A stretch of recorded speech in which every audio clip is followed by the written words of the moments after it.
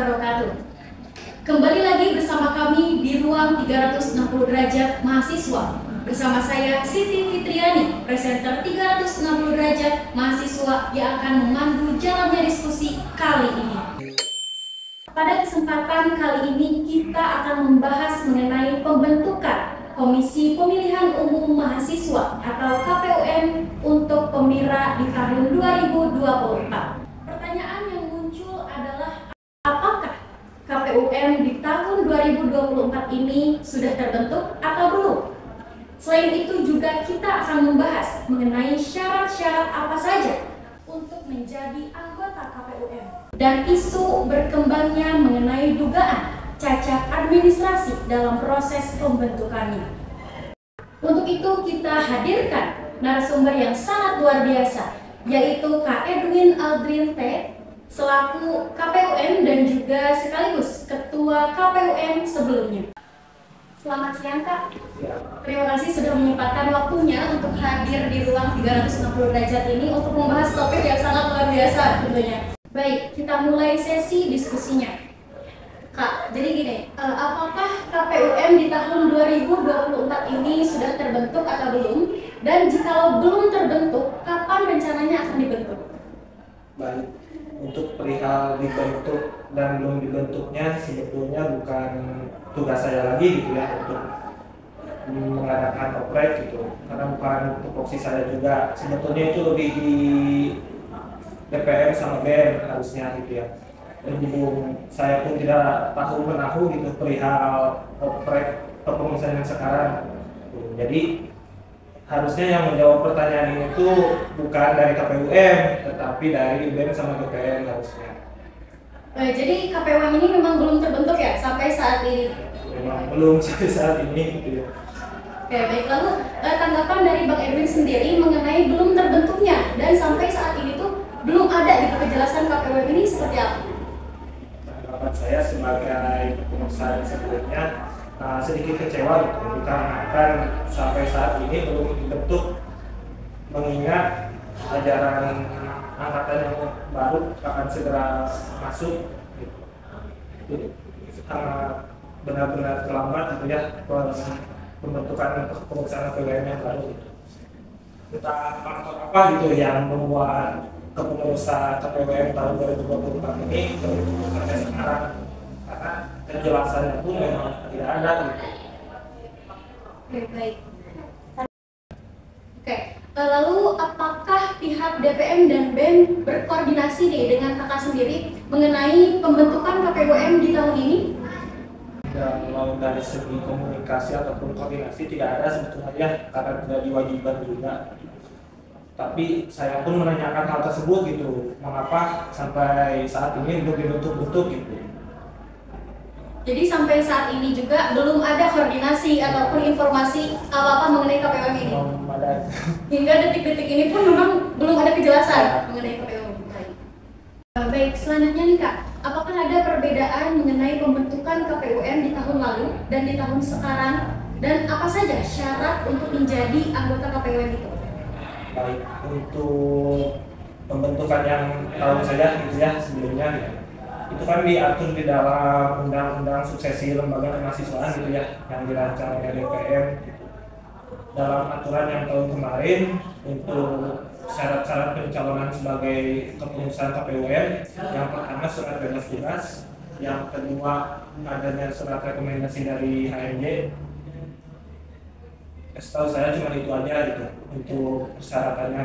Yang lebih lengkapnya ada di Undang-Undang Suksesi Lembaga Kemahasiswaan gitu. Berhubung yang tahun sekarang katanya ada perubahan gitu, saya pun tidak mengetahui gitu perubahannya apa saja gitu untuk pencalonan yang tahun sekarang.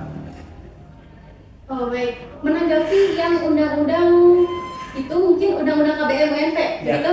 Nah, lalu setahu Kak Edwin sendiri di tahun kemarin itu harus sudah diterbentuknya KPUM itu di tanggal berapa?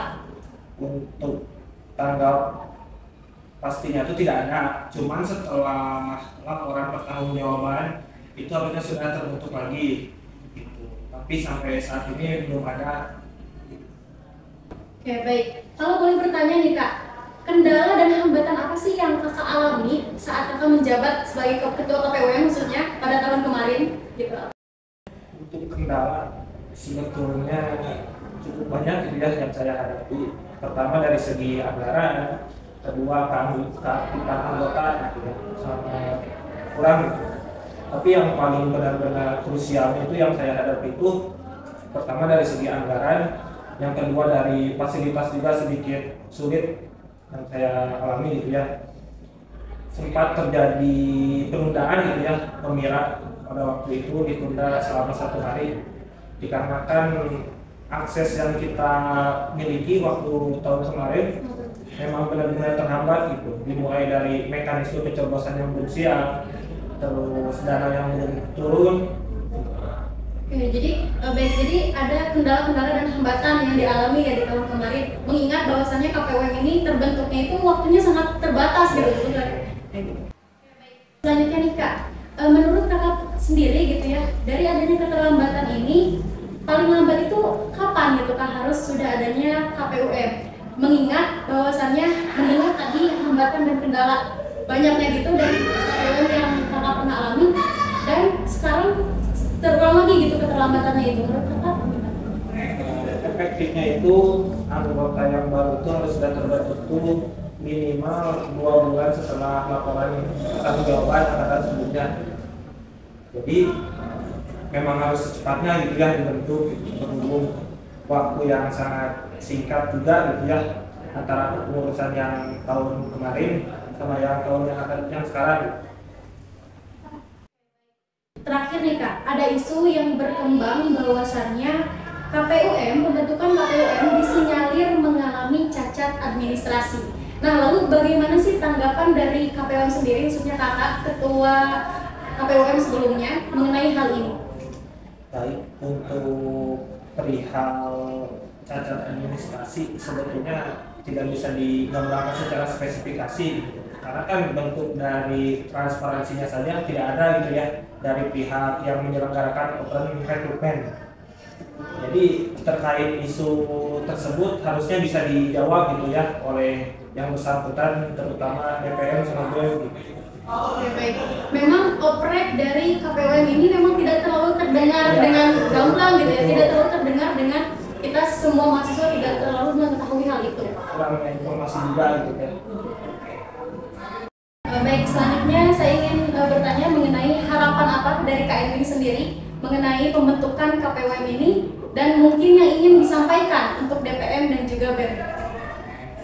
Harapan saya sih ya segera dibentuk gitu ya, mau apapun hasilnya, apapun kondisinya, segera diinformasikan dan bentuk transparansinya gitu ya terhadap mahasiswa, supaya menghindarkan dari isu-isu yang berkembang gitu ya, belum pasti kebenarannya juga gitu. Makanya hal tersebut harus dijawab oleh yang bersangkutan.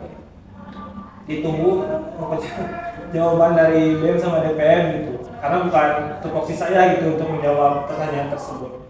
Oke, baik, kita sudah sampai di penghujung acara. Saya ucapkan terima kasih Kak sudah menyempatkan waktunya dan berkenan untuk berdiskusi di ruang 360 derajat ini. Semoga kita dapat bertemu lagi di lain pembahasan dengan topik yang berbeda.